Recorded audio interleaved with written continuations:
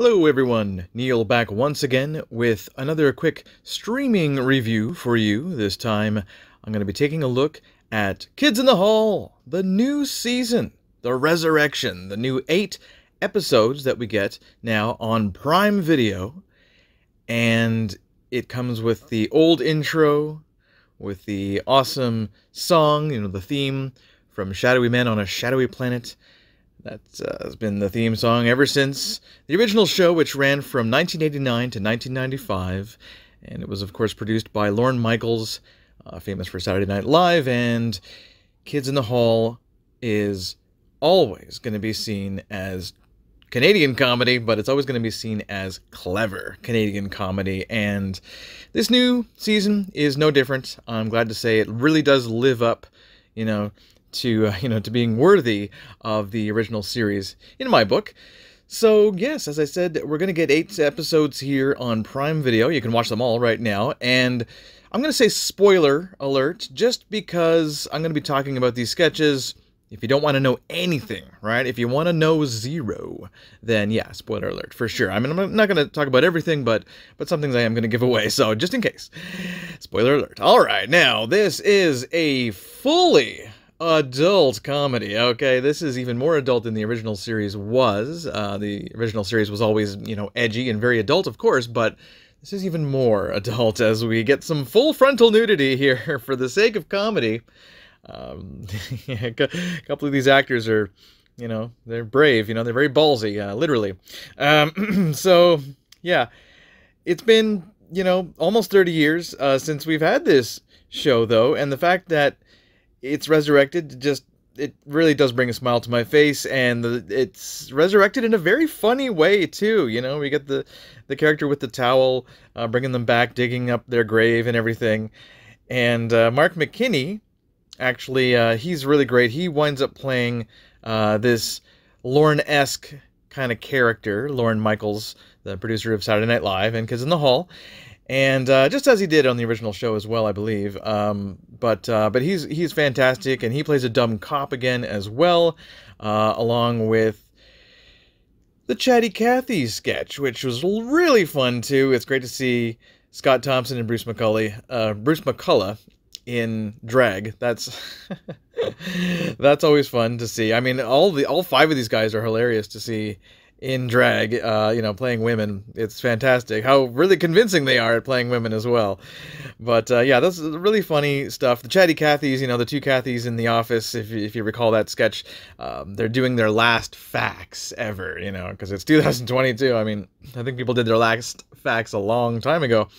But that's pretty funny, just being outdated and everything. They also make fun of Brain Candy, the movie, the Kids in the Hall movie from the late 90s. And that movie was a lot of fun. That was also very much like, just like Kids in the Hall's show. It's very much like, you're going to love this or hate this. It's very, very edgy, very funny, very clever. But they really make fun of it. Scott Thompson plays a character who's selling it on VHS for $1, for 1 loony. And he gets the loony and he goes, the curse is lifted, because he sold the VHS, I guess. So it's really funny. Good stuff in episode 1. Episode 2, and I'm not going to talk about every episode, by the way. I did not mention that earlier. I'm just going to talk about episode 1 and 2 here today. I'm not going to talk about 3, 4, 5. Let's just talk about 1 and 2. I don't want to make this too long of a review. But in episode 2, it starts off with a bang as we get the Bruce McCullough character, Gary, who's this guy who's he's this lonely guy, and he's racing Mark McKinney, who's driving his car, but Bruce, this character Gary, he's driving his recliner. So he's racing him in this recliner, and of course he loses. And he just says, "I miss my wife," and it's just really funny. But it seems like it's going to end on a sour note, but it actually has a slight happy ending as another woman comes by on her little vehicle there and picks him up. So good for Gary. It's a really funny sketch.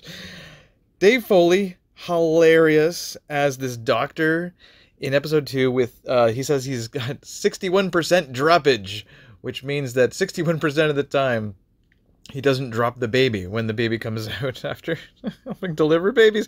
Oh my goodness. Scott Thompson and Kevin McDonald play this couple, and at first they're all shocked, like, what do you mean? Like, the babies drop? Like, what? You know?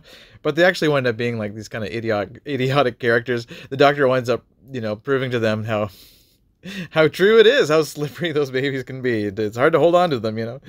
We also get the original black and white shots of Toronto, intermittent between sketches. So those are back, and that is just so great to see. I mean, the show is so familiar, It's like the original show never ended. And this is just the latest season.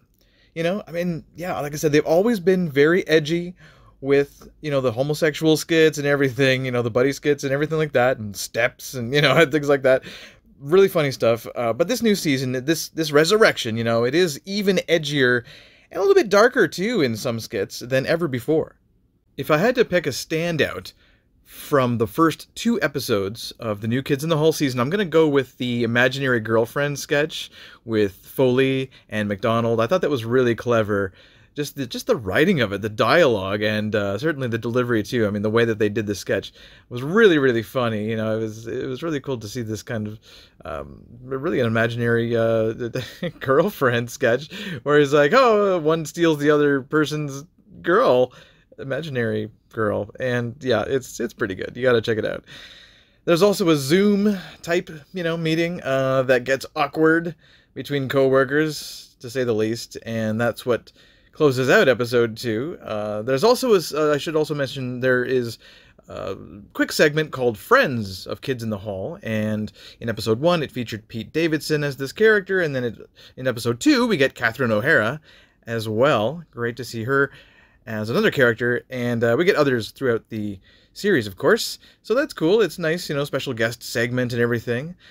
They get to play these interesting, funny characters in this single on-camera shot.